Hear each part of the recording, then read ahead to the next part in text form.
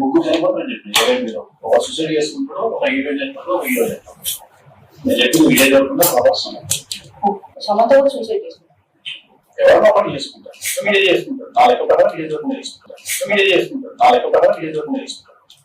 So బయటకు రావడానికి ఎవరు ఇక్కడ మీడియా ఎవరు మేనేజ్ చేస్తున్నాం. సినిమా పోస్ట్ పోన్ అయింది April 20 రాజసార్ ఇది అంటే మామూలుగా సినిమాలు పోస్ట్ పోన్ అవుతూ ఉంటాయి కదా, ఇలానే ఎవరు అంత సీరియస్ మీరు చాలా ఒకటి కాదు ఇక్కడ నుండి ఇక్కడ వరకు అన్ని ప్రాబ్లమ్స్ ప్రభాస్ మాట్లాడుతున్నాం.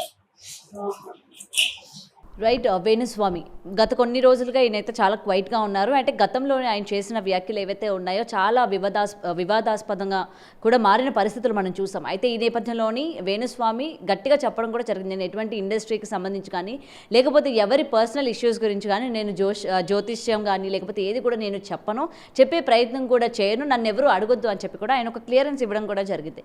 అయితే నిన్నటి నుంచి కూడా ఒక ఆడియో లీక్ సర్క్యులేట్ అవుతూ ఉంది.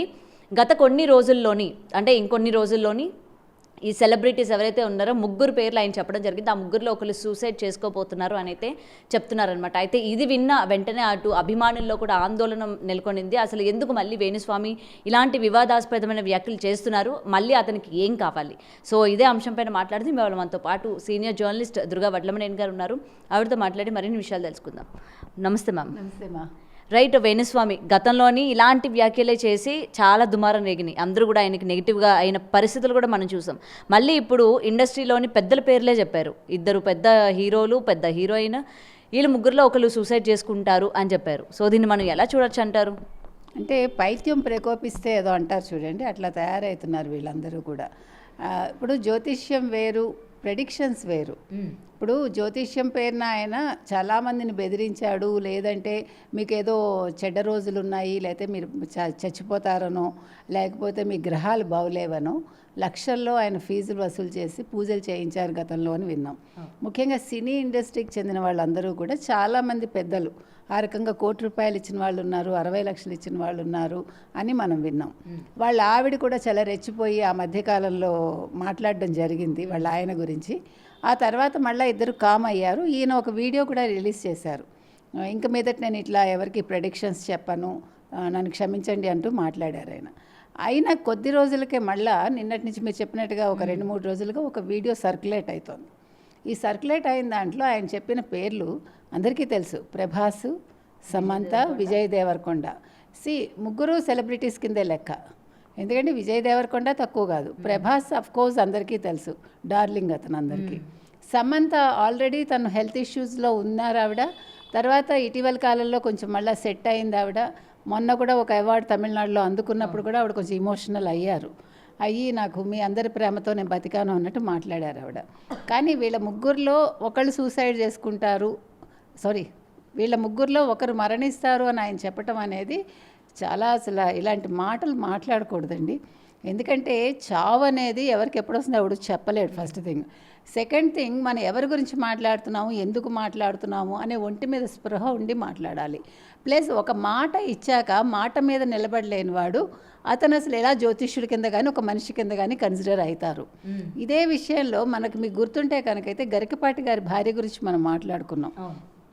ఇక్కడ ప్రస్తావన ఎందుకు తీసుకొస్తున్నానంటే ఆవిడ కూడా చాలాసార్లు నేను ఈ విషయాలు మాట్లాడను అంటూ ఆవిడ ఫ్రెండ్ అని ఒక ఆవిడ పద్మావతి అని ఒక ఆవిడ వచ్చి ఆవిడ కూడా నేను వీడియోస్ చేయను అని చెప్పాక ఆవిడ మాట్లాడి ఇట్లా చాలా గందరగోళాలు చేసి ఇంకా నేను ఇదే నా ఫైనల్ వీడియో, నేను ఇంకా మీదట నేను వాళ్ళ గురించి మాట్లాడను అని ఆవిడ ఒక వీడియో చేశాక మళ్ళీ ఇటీవలి కాలంలో ఏదో నేను సంగీతం పాడుతున్నాను, క్లాసెస్ తీస్తున్నాను అంటూ ఆవిడ ఎక్కడో మొదలుపెట్టి మళ్ళా గరికపాటి గారి గురించి మాట్లాడటం జరిగింది. అంటే వీళ్ళందరూ ఏమనుకుంటున్నారు, ఒక మనిషికి ఒక గుర్తింపు వచ్చాక ఇప్పుడు ఫేమ్ రావడం అంటాం మనం, అంటే గరికపాటి గారు అంత స్థితిలో ఉండడం, అంత డబ్బు రావడం, ఆవిడ ఏదైతే జీవితంలో కోల్పోయారో తనంతట తాను వెళ్ళిపోయింది ఆవిడ. అటువంటి మనిషి ఇప్పుడు మళ్ళీ మీకు డబ్బు కావాలి అనుకుంటే మీరు డైరెక్ట్ వెళ్ళి అడగచ్చు, తప్పే ఉంది అందులో. దానికోసం మళ్ళీ వాళ్ళని వీధిని పడేయడం అనేది అది అంత మర్యాదగా అనిపించట్లేదు మనకి. ముఖ్యంగా పిల్లలు బాధపడుతున్నారు. అదేవిధంగా మనం వేణుస్వామి విషయానికి వచ్చేసరికి వేణుస్వామిని ఇటీవలే మనం ఒక ఏమంటారు బట్టల షాప్ ఓపెనింగ్లో చూసాం మనం. The great Divvala Madhuri and Duvvada Srinivas వాళ్ళు ఏదో ఇప్పుడు మళ్ళీ కొత్తగా బిజినెస్ మొదలుపెట్టారు. అంటే ఆ సందర్భంలో ఆయన వెనకాలే నిల్చుని ఉన్నారు. ఆ సందర్భంలో ఆయన వెనకాలే నిల్చుని ఉన్నారు. అప్పుడు కూడా ఆయన ఏం మాట్లాడలేదు. ఓహో పర్వాలేదు ఈయనకు బుద్ధి వచ్చింది అనుకున్నాం. కానీ అది పట్టుమని 10 రోజులు కాలేదు అది జరిగి. మళ్ళీ ఆయన బుద్ధి ఆయన చూపించుకున్నాడు. అంటే నేనేమంటున్నానంటే ఫస్ట్ ఇండస్ట్రీ వాళ్ళు కానీ అంటే సెలబ్రిటీస్ అనుకునే వాళ్ళు, ఒక ఇండస్ట్రీ అనే కాకుండా ఎనీ సెలబ్రిటీ ఈవెన్ పొలిటీషియన్స్ ఎవరినైనా నమ్మినప్పుడు వాళ్ళని నెత్తిన పెట్టుకోకండి మరి ఎక్కువగా.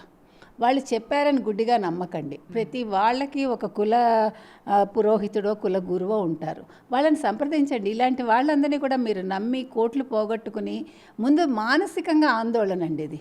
ఇప్పుడు ప్రభాస్కి ఏదైనా అవుతుందంటే ఎంతమంది బాధపడతారు? కుటుంబ సభ్యులు ఫస్ట్ బాధపడతారు. 2 ఫ్యాన్స్ అనేవాళ్ళు చాలా తీవ్ర మానసిక ఆందోళనకు గురవుతారు. ఇవన్నీ కూడా ఎక్కడికి లీడ్ అవుతాయి. అదేవిధంగా విజయ్ దేవరకొండ ఆ అబ్బాయి కూడా అప్కమింగ్ మంచిగా హీరోగా సెటిల్ అయ్యాడు. అబ్బాయి మంచి పేరు తెచ్చుకున్నాడు.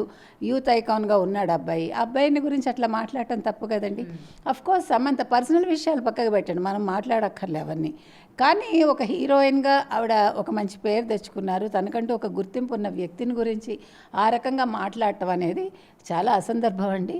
అసలు వేణుస్వామి మీద లీగల్గా ఎవరైనా యాక్షన్ తీసుకోవాలి. ఇప్పుడు మీకు గుర్తుందా నాగార్జున విషయంలో అప్పుడు వెంటనే వీళ్ళందరూ కలగజేసుకుని కొంతమంది సినిమా రిపోర్టర్స్ అందరూ కూడా కేసు వేశారు, వెళ్ళి ఒక వినతి పత్రం ఇచ్చారు. ఆ రకంగా ఇండస్ట్రీ తరఫున ఇవాళ పెద్దలందరూ కూడా వీళ్ళకి ఎందుకంటే ఉన్నాయి కదా సంస్థలు ఉన్నాయి వీళ్ళకి, మా ఉంది ఇంకోటి ఉంది, వీళ్ళందరూ కూడా ఏం చేయాలంటే ఒక వినతి పత్రాన్ని ఇస్తారో లేదు కేసు వేస్తారో వేణుస్వామి మీద ఒక కేసు వేసి వీళ్ళు అతనికి ఒక జైలు శిక్ష అనేది పడాలండి. ఎందుకంటే అప్పుడు కానీ బుద్ధి రాదు. ఏమనుకుంటున్నారు వీళ్ళు, మనం భయపెడితే వీళ్ళు మన దగ్గరికి వచ్చేస్తారు, కోట్లు కుమ్మరించేస్తారు. ఈ మధ్యకాలంలో ఆయనకి బాగా వ్యాపారం జరగట్లేదు అనుకుంటా. అందుకోసం మళ్ళీ ఇది కొత్తగా ఈ విషయాన్ని తెర మీదకి తీసుకొచ్చాడు. అందులో ఇంకొకటి సెలబ్రిటీస్ కానీ ముఖ్యంగా ఈ సినిమా వాళ్ళు ఆ మధ్యకాలంలో మీకు గుర్తుందా వరుసగా వీళ్ళెవరు ఆ పూజలు ఎందుకు చేయించారంటే వీళ్ళెవరు కమేడియన్స్ చాలామంది వరుసగా చచ్చిపోయారు. చచ్చిపోతే అందరూ భయపడ్డారు. ఆ భయపడ్డంలో వాళ్ళు ఏం చేశారు, రకరకాల పూజలు చేయించారు. అది వేణుస్వామి చేత చేయించారో ఎవరి చేత చేయించారో మనకు తెలియదు. ముఖ్యంగా ఇండస్ట్రీ కావచ్చు, రాజకీయ నాయకులు కావచ్చు, బిజినెస్ పీపుల్ కావచ్చు, కొన్ని సెంటిమెంట్స్ ఆధారంగా వాళ్ళు పనులు చేస్తూ ఉంటారు. అంటే ప్రతిదాన్ని ఒక సెంటిమెంట్తో ముడిపెట్టుకుంటారు. వాళ్ళు తొందరగా నమ్మకాలకి గురవుతూ ఉంటారు. కాబట్టి మీరు వాటిని తగ్గించుకోమని రిక్వెస్ట్ చేస్తున్నాం మనం.